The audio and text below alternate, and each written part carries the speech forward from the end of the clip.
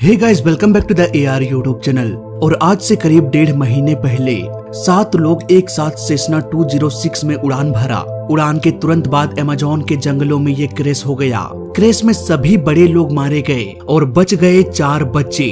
पहला बच्चा महज 1 साल का था, वहीं दूसरा 4 साल का, तीसरा बच्चा 9 साल और चौथा 13 साल का था। इन मासूम बच्चों पर क्या बीती होगी, कैसे इन बच्चों ने विशालकाय जंगलों में जहरीले खूंखार जानवरों से खुद को जिंदा रखा। आइए जानते हैं आज के इस वीडियो में। अराराक्वारा एयरपोर्ट, कोलंबिया, 1 मई 2023 सेसना फ्लाइट 206 6 पैसेंजर्स के साथ उड़ान भरने वाला था। इन 6 पैसेंजर्स में से 4 बच्चे, उनके माता पिता और एक पायलट थे। इन बच्चों की उम्र 13 साल, 9 साल, 4 साल और सबसे छोटा बच्चा महज 12 महीने का था। फाइनली ये प्लेन उड़ान भरा। इसे अमेज़न के जंगलों के ऊपर से होते हुए सेंट एयरपोर्ट, कोलंबिया जाना था। इस प्लेन के साथ सब कुछ ठीक चल रहा था जब तक कि ये जंगलों के एरिया में दाखिल ना हो गया। कुछ ही देर में इस प्लेन का इंजन फेल हो गया।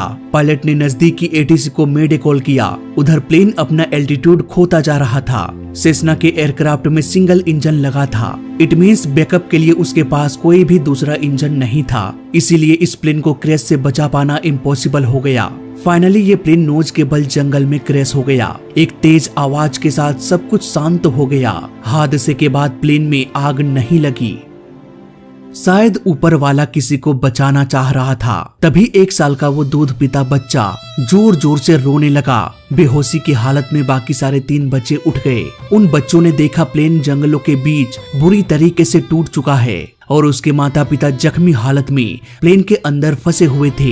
ये सब देखकर वो बच्चे बहुत डर गए। उन बच्चों ने कोशिश किया अपने माँ को उठाने की, पर घंटों गुजर गया लेकिन किसी ने भी आंखें नहीं खोली। 13 साल का बड़ा बच्चा थोड़ा समझदार हो चुका था। वो समझ चुका था कि सभी के सभी बड़े लोग मर चुके हैं। अब बाकी बच्चों का बोझ उसी के कंधे पर आ गया। उन्हें लग रहा था कि हमें बचाने के लिए कोई ना कोई जरूर आएगा, लेकिन शाम से रात हो गई पर उन्हें बचाने के लिए कोई नहीं आया। तभी अचानक से उसकी माँ की आंखें खुल गई। उसकी सांसें चल रही थी, लेकिन हादसे में वो काफी जख्मी हो चुकी थी।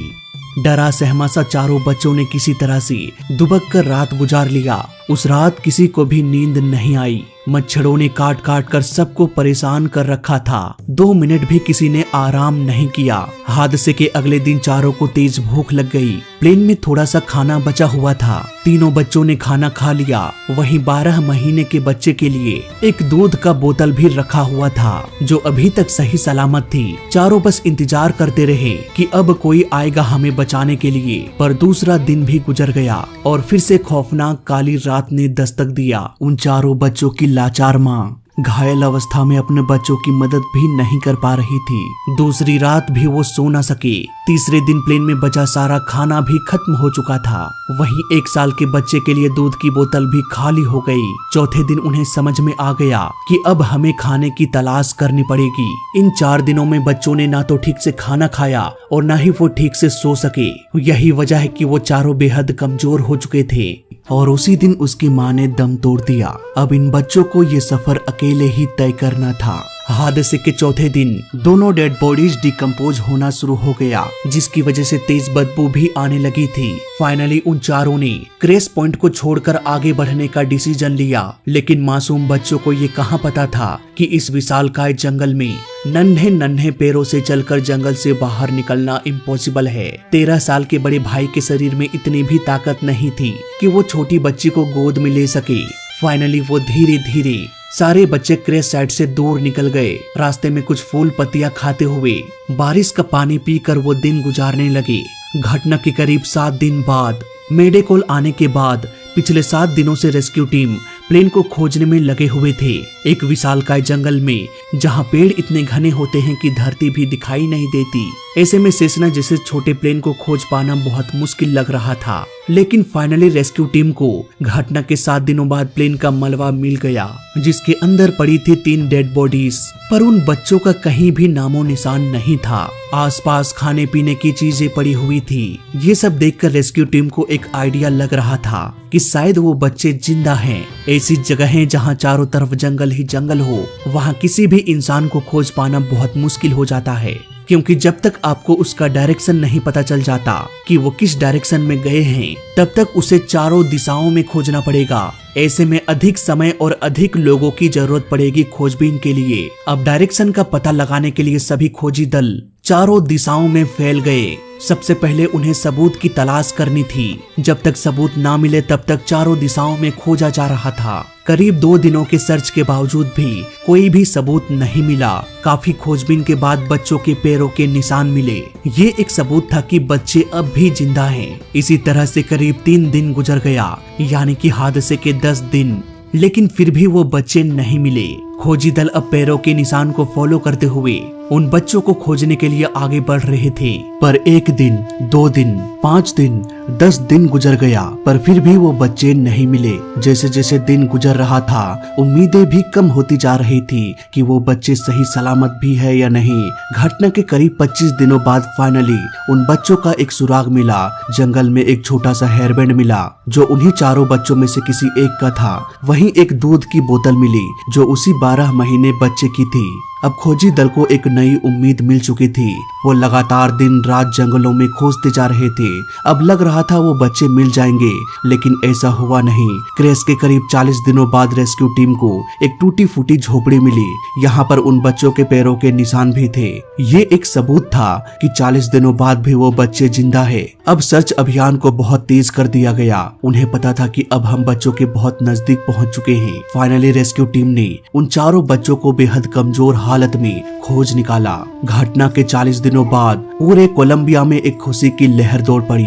आज ये चारों बच्चे सही सलामत है। 4 मासूम बच्चों ने किस तरह से खौफनाक जंगल से खुद को बचाए रखा, ये सोचने मात्र से ही रोंगटे खड़े हो जाते हैं। खासकर उस दूध पीते बच्चे के लिए वो मंजर कैसा होगा, शायद इसे शब्दों में बयान नहीं किया जा सकता।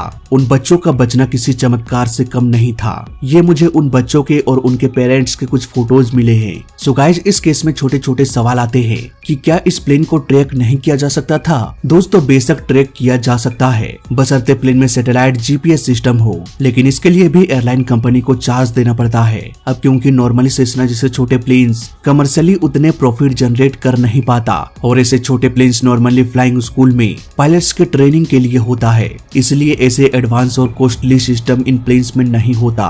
और वैसे भी अगर प्लेन में जीपीएस होता तब भी इसे खोज पाना थोड़ा मुश्किल हो जाता, क्योंकि अगर आपके फोन में जीपीएस है तो आप सैटेलाइट से कनेक्ट हो सकते हैं, ना कि सैटेलाइट आपसे। अगर क्रैश से पहले पायलट ये बता भी देता है कि हम इस लोकेशन में हैं और लगातार हमारा प्लेन नीचे गिरता जा रहा है, तो ऐसे केस में भी प्लेन को ट्रैक करना थोड़ा सा मुश्किल हो जाता है, क्योंकि क्रैश होने से पहले प्लेन का लोकेशन कुछ और होता है और गिरते गिरते प्लेन ग्लाइड करते हुए कई किलोमीटर आगे निकल जाते हैं। ऐसे में प्लेन के एक्यूरेट क्रैश पॉइंट को खोज पाना बहुत मुश्किल होता है। कभी कभी तो ऐसा होता है कि रिमोट एरिया में रडार सिस्टम भी प्लेन को डिटेक्ट नहीं कर पाता, क्योंकि उसका एरिया उतना दूर नहीं होता।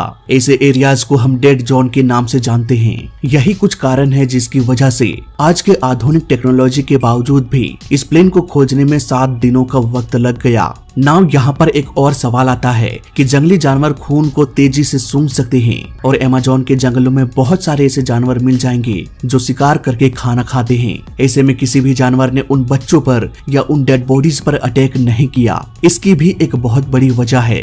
दोस्तों, अमेज़न का जंगल एक बहुत बड़े एरिया में फैला हुआ है, इसलिए इसकी संभावना कम हो जाती है कि जहाँ पर क्रैश हुआ वहाँ पर कोई जंगली जानवर हो, खासकर शिकारी जानवर। और अगर जानवर होता भी तो वो जानवर नॉर्मली इंसानों का शिकार नहीं करते। जानवर हमेशा खतरों से दूर रहने की कोशिश करते हैं। जिस वक्त ये प्लेन धरती से टकराया उस वक्त तेज आवाज जंगल में फैली होगी। अगर आसपास कोई जानवर भी होगा तो वो डर के भाग गया होगा। इसके अलावा एक कारण ये भी है कि शिकारी जानवर खून को सूंघ तो सकते हैं, लेकिन ऐसा नहीं है कि उन्हें सिर्फ खून की ही स्मेल आती है। प्लेन के टैंक में काफी मात्रा में फ्यूल भी था। फ्यूल में लीकेज भी हुई थी और ये फ्यूल की गंध और भी तेज होती है। जरा सोचिए, अगर आपके खाने में केरोसिन मिला दिया जाए तो क्या आप उसे खाना पसंद करेंगे?